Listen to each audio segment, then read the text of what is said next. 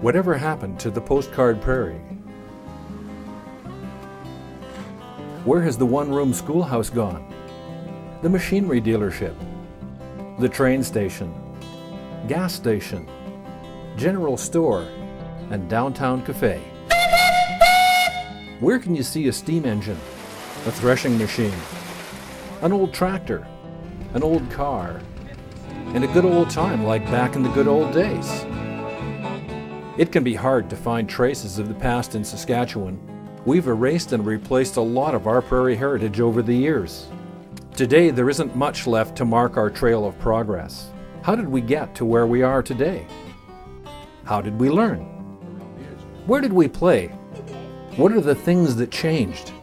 How can you really know about it if you can't reach out and touch it? 26 years ago, we moved a lot of the old relic buildings down to this town site. Of course, most of these buildings, when they went back for taxes to the town, the older people in the community said, let's start a museum and put them out there and equip them like they should be. And we identified that as a major part of this community was the heritage preservation, and we were convinced that we wanted to do that. We're losing so many rural people to the city that soon it'll be the city people that'll have to come out to these little museums and see what actually went on. Wouldn't it be great to visit an old-time town? Walk its dusty streets and become part of the community, maybe right up to your elbows. Located on the northwest side of Ogema, the Deep South Pioneer Museum is one of the largest community-owned and operated museums in Western Canada. A pioneer village with 25 buildings on 15 acres, the museum relies on volunteers from several communities to restore, display, and operate over 150 working examples of farm tractors and equipment. Actually, this straight here is about a 1912 case, 25 horse. It was used a lot for plowing and for thrashing, a lot of thrashing in the area. Much of this equipment is put into operation, and the whole village celebrates the past for one special day every year on the second Sunday in July.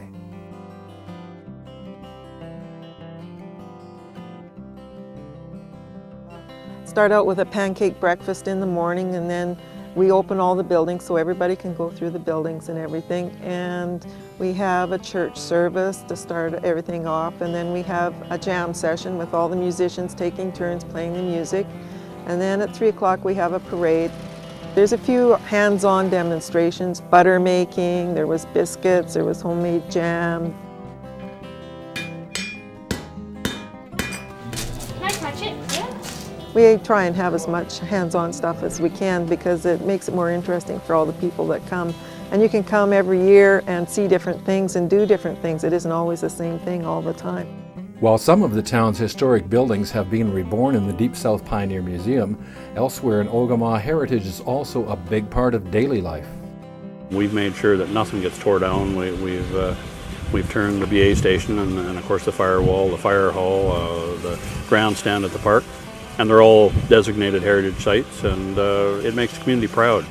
In this town, you can watch a ball game in the same park, seated on the same bench your grandparents once shared, in one of the oldest and best maintained outdoor stadiums in Western Canada. The historic features of Ogema and the Deep South Pioneer Museum are more than nostalgic mementos. These trail markers of the community's progress are now trailblazers as Ogema employs its past to plan its future.